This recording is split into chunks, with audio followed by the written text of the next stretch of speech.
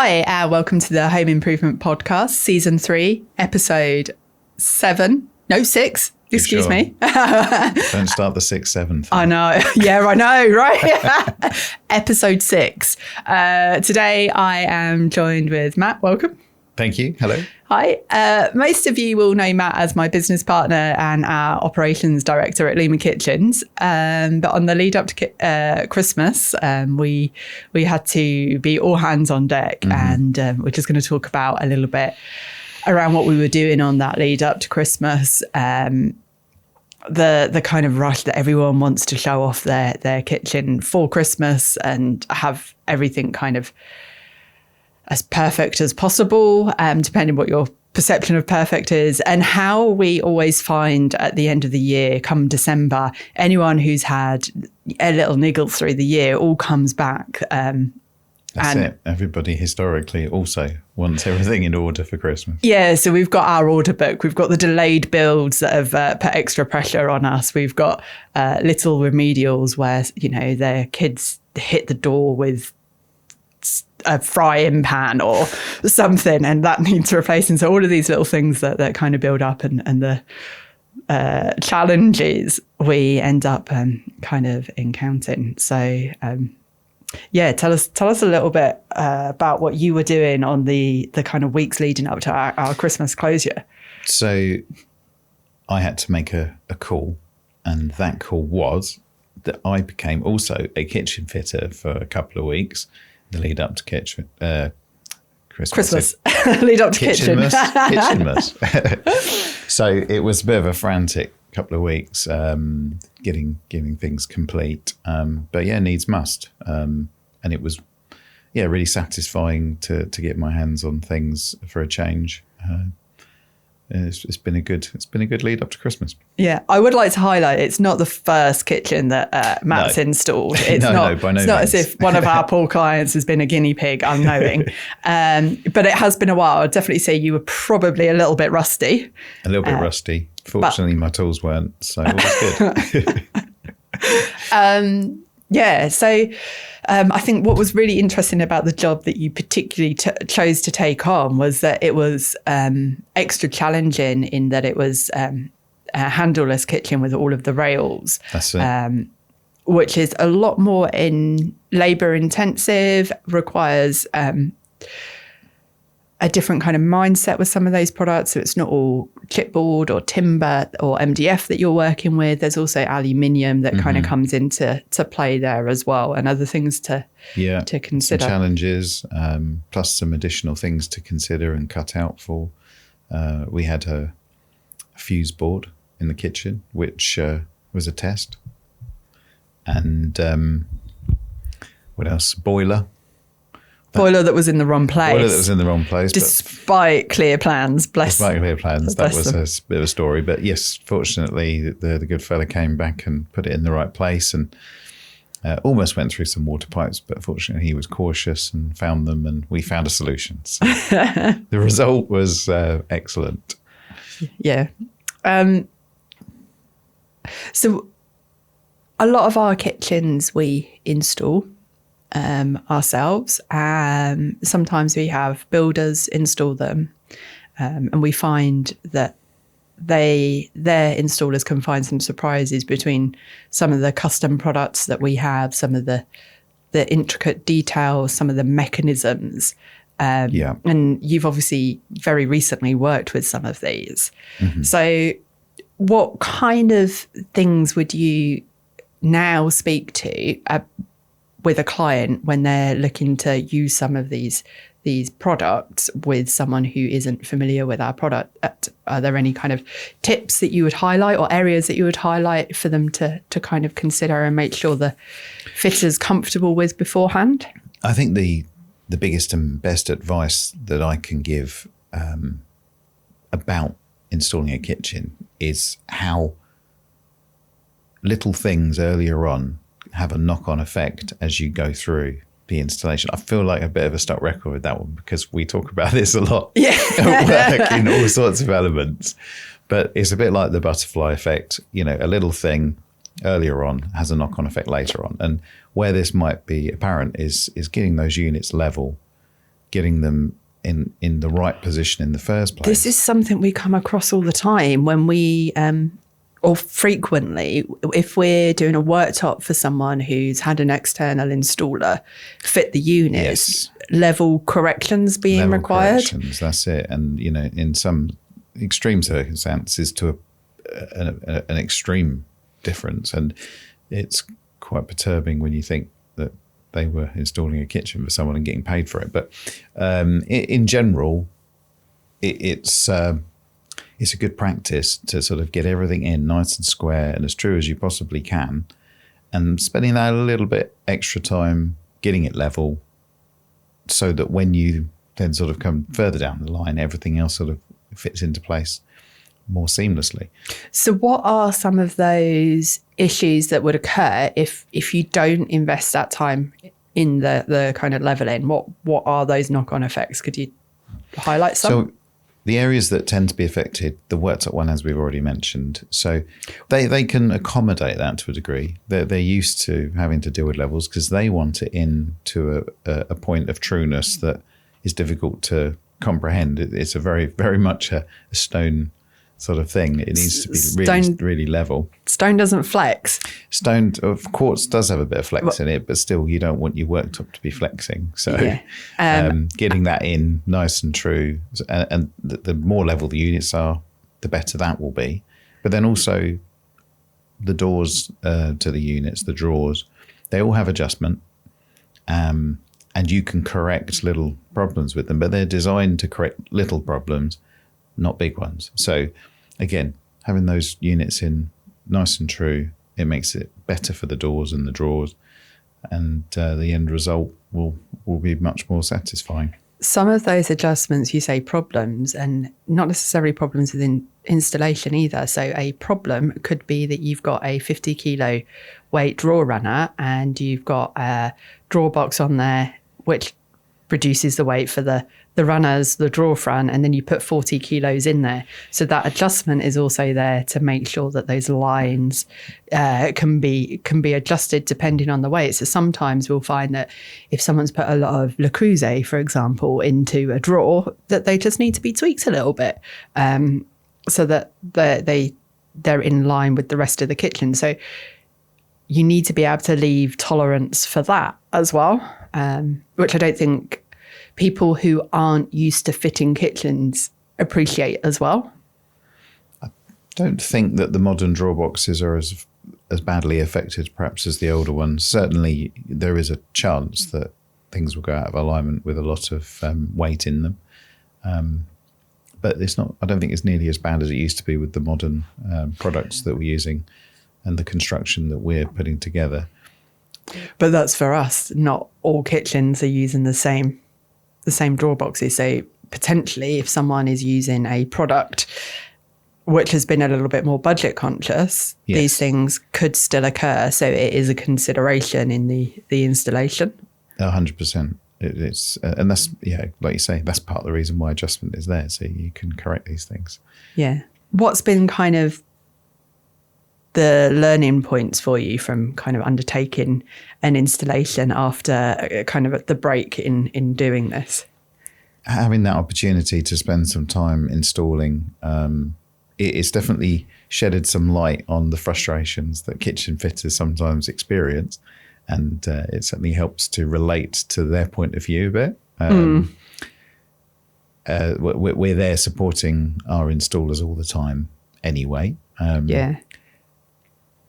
But it's good to really feel it from their perspective. And certainly having to sort of make modifications, it's quite time consuming. So it's something that very much is worth the time to plan out and consider in advance as much as possible. And modifications in a client's home, I think, is often underappreciated into that time and the considerations.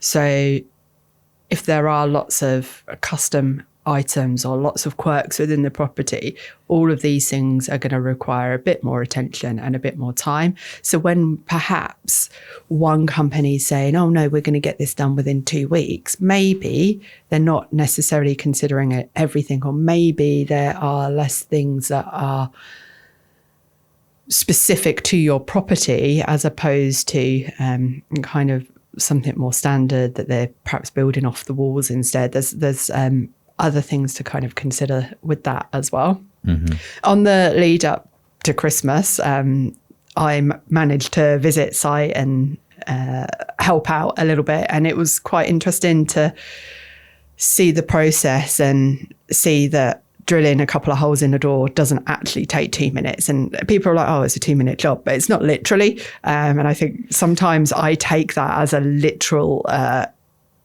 a kind of measure of time, when actually it might take 10 minutes because you want to measure, you want to check, you want to measure again, you get it all lined up. That's it. You check there are no damages. You then screw on the hinge, like push the hinges on and attach it. So that process feels like a 2-minute job, but in fact, if you've got 50 fronts to put on and each of those are taking 10 minutes, that's a lot of time that's taken in just that kind of job. And if you're not taking the care in drilling those hinge holes, for us, because we have such a variety of product and we do that in a client's home, that could adjust with those affect those alignments as well.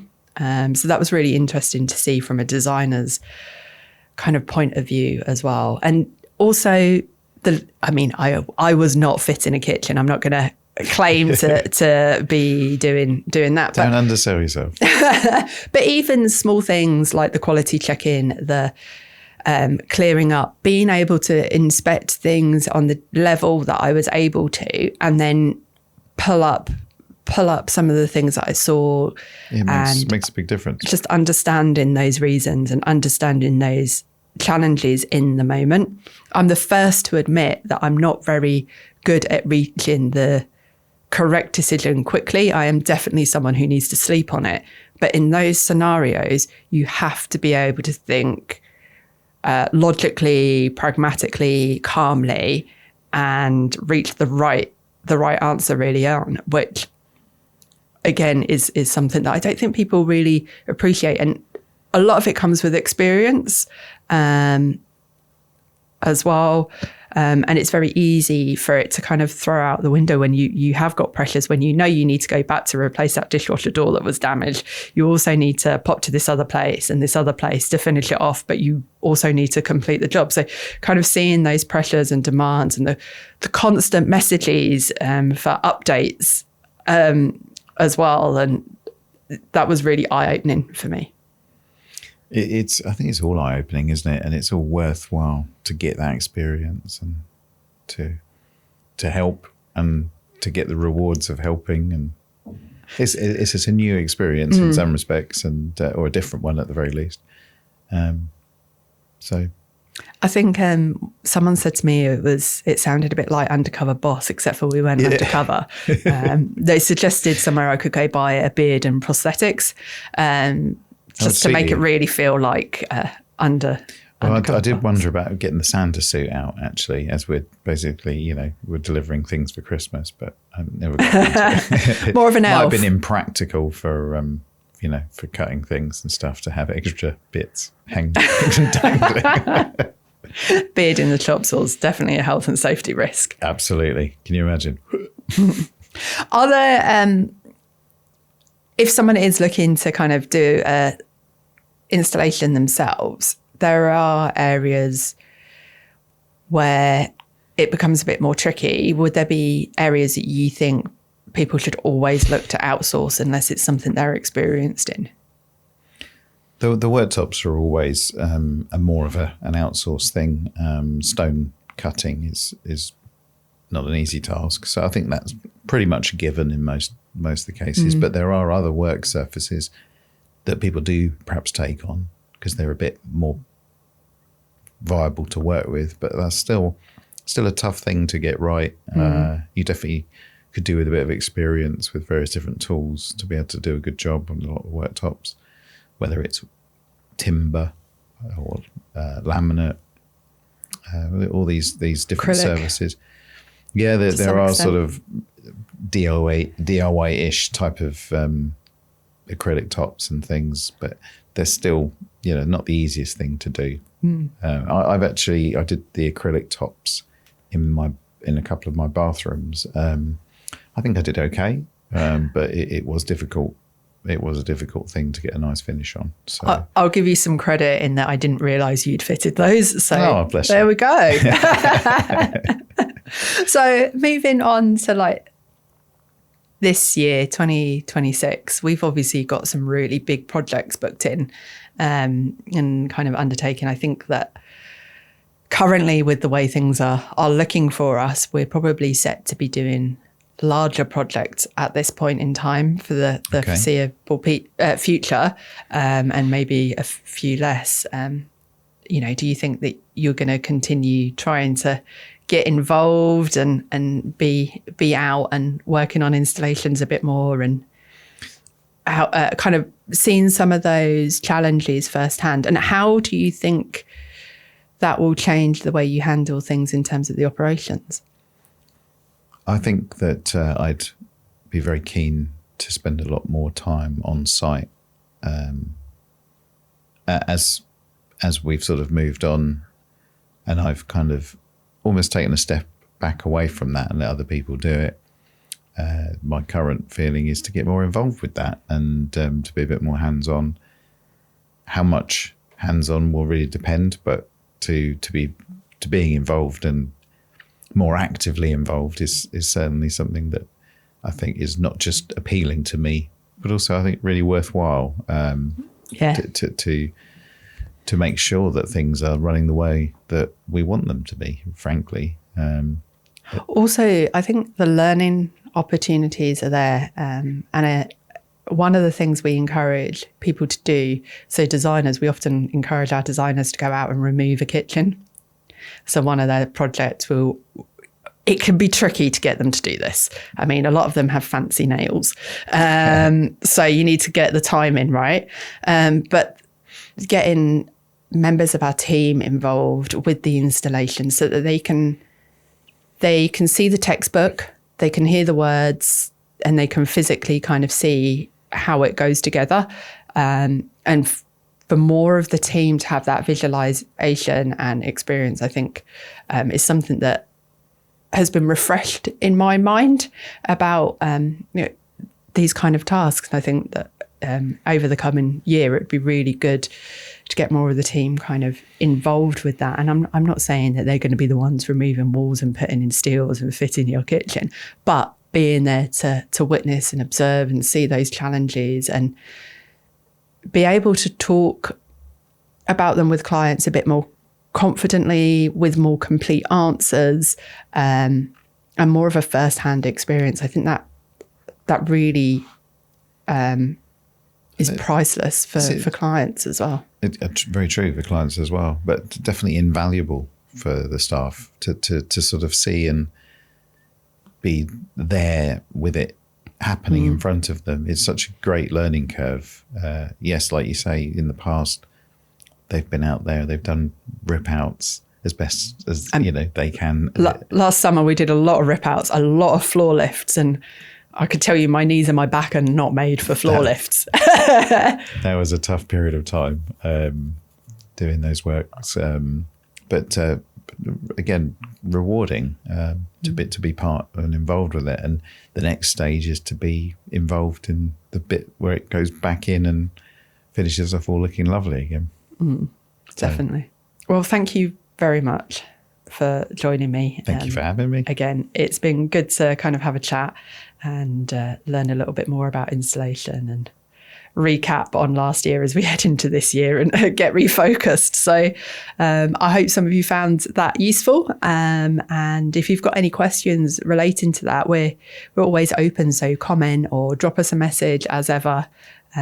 If we can't answer, we'll always help to aim to point you in the right direction. I think that's the right thing that I'm trying to say there. Got there eventually. So yeah, get in touch, and if you've got specific questions, ask, and we'll do our best to help. Thank you. And don't forget to like, share, comment, and follow. See you again soon. See you soon.